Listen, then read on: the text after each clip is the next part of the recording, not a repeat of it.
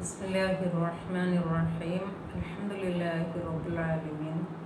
അല്ലാഹുമ്മ സ്വല്ലി അലാ സയ്യിദിനാ മുഹമ്മദ് വഅലാ ആലി സയ്യിദിനാ മുഹമ്മദ്. റബ്ബി ഇശ്റഹ് ലി സദ്രി വയസ്സിർ ലി അംരി വഹ്ലുൽ ഉഖ്ദതം മിൻ ലിസാനി യഫ്ഖഹു ഖൗലി. നമ്മൾ ഇന്നലെ കരുണയെക്കുറിച്ച് പറഞ്ഞിരുന്നു. കരുണ എന്ന് പറഞ്ഞാൽ ഒരു മനുഷ്യൻ്റെ ആവശ്യങ്ങളെ മനസ്സിലാക്കി, ഒരു മനുഷ്യൻ്റെ വേദന മനസ്സിലാക്കി നമ്മൾ ക്ഷമയോടെ സ്നേഹത്തോടെ അതിന് പ്രതികരിക്കുന്ന ഒരു രീതിയാണ് നമ്മൾ കരുണ എന്ന് പറയുന്നത്.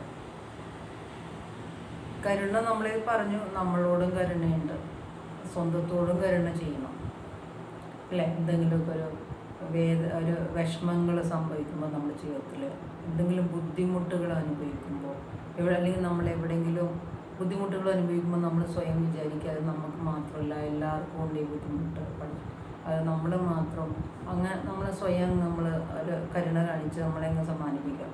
അതുപോലെ നമ്മളൊരു ഫെയിലായി എവിടെയെങ്കിലുമൊക്കെ തോറ്റുപോയാൽ, പരാജയപ്പെട്ടാൽ നമ്മൾ സ്വയം നമ്മളെ തന്നെ അങ്ങ് പറഞ്ഞ് സമാധാനിപ്പിക്കാം. ഇത് തോൽവി അതൊരു വിജയത്തിൻ്റെ തുടക്കമാണ്, അല്ലെങ്കിൽ നമ്മളൊന്നുകൂടെ ശ്രമിക്കാൻ വേണ്ടിയിട്ടാണ് എന്ന രീതിയിൽ നമ്മൾ സമ്മാനിപ്പിക്കുക.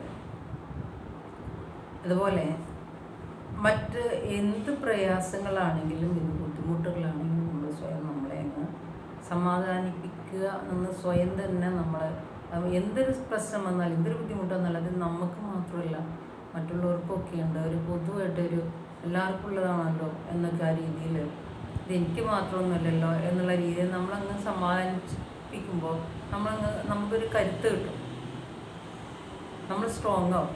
അല്ലെങ്കിൽ നമ്മളെ തന്നെ നമ്മൾ സ്വയം നമ്മളെ സ്നേഹത്തോടെ അങ്ങ് സമാധാനിപ്പിക്കുമ്പോൾ നമുക്ക് തന്നെ ഒരു ആശ്വാസം കിട്ടും.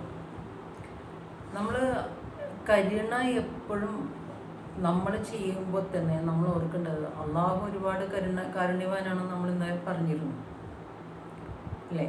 നമ്മൾ അള്ളാഹുവിൻ്റെ കരുണയെക്കുറിച്ച് ലാ തഖ്നതു മിൻ റഹ്മത്തില്ലാ എന്നീ നമ്മൾ പറഞ്ഞിരുന്നു. അള്ളാഹുവിൻ്റെ കരുണയെ തൊട്ട് നിങ്ങൾ നിരാശരാവരുത്.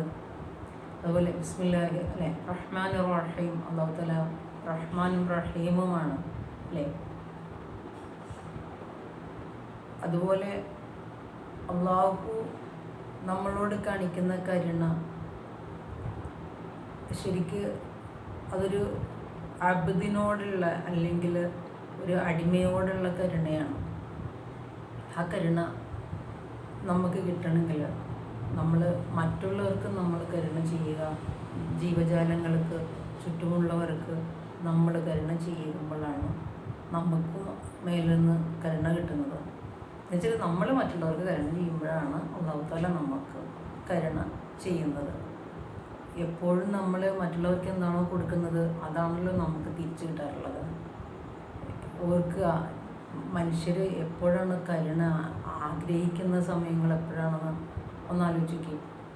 കരുണ ആഗ്രഹിക്കുന്നത് അവർക്ക് ഏതെങ്കിലും പല രീതിയിലുള്ള ആവശ്യങ്ങൾ ഉണ്ടാവും. ആ ആവശ്യങ്ങൾ പലരും ചിലപ്പോൾ ചോദിക്കുന്നവരുണ്ടാവാം, ചോദിക്കാത്തവരുണ്ടാവാം. അത് കണ്ടറിഞ്ഞ് നമ്മളൊരു സ്നേഹത്തോടെ ക്ഷമയോടെ അത് ചെയ്തു കൊടുക്കാനുള്ള ആ ഒരു മനോഭാവം കാണിക്കുമ്പോൾ നമ്മൾ അവർക്ക് എപ്പോഴും വേണ്ടപ്പെട്ടവരാകുകയും ചെയ്യുന്നുണ്ട്.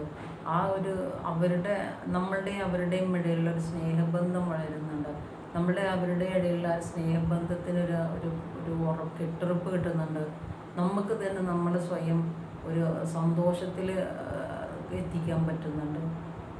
ഇത് മനുഷ്യൻ്റെ ഒരു അടിസ്ഥാന ഗുണം കൂടിയാണ് കരുണ എന്ന് പറയുന്നത്.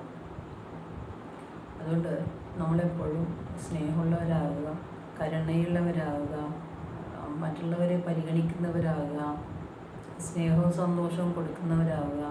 നമ്മുടെ ജീവിതത്തിൽ നമുക്ക് ചുറ്റും എല്ലാവർക്കും സന്തോഷം കൊടുക്കാൻ നമ്മളെ കൊണ്ട് ആകുന്ന ഒരു മാനസികാവസ്ഥയിലേക്ക് നമ്മൾ വളരുക.